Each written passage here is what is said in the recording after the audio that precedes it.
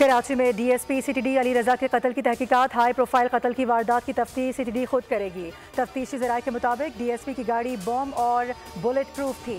मुमकिन तौर पर दहशतगर्दों ने अली रजा का गाड़ी से उतरने का इंतजार किया। एक हमलावर हेलमेट, दूसरे ने मास्क लगा रखा था। बैकअप में मजीद मुश्तबा मोटरसाइकिल मुल्जिमान की मौजूदगी के शवाहिद मिले। अंधेरे के बायस मुल्जिमान की शनाख्त में मुश्किलात का सामना है।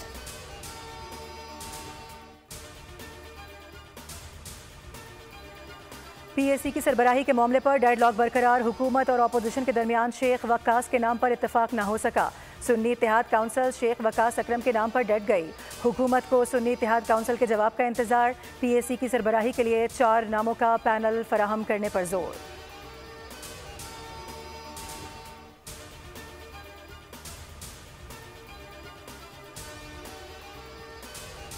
वजारत खेल बलूचिस्तान की जानिब से साइकिल रेस और म्यूजिकल नाइट का एहतमाम। 40 ख़वातीन समेत 200 से ज़ायद खिलाड़ियों की शिरकत। वज़ीर आला बलूचिस्तान ने जीतने वालों में इनामात तकसीम किए। म्यूजिकल नाइट की रंगारंग तकरीब में गुलकार साहिर अली बग्गा, उरूज फातिमा और मकामी सिंगर्स ने फ़न का जादू जगाया।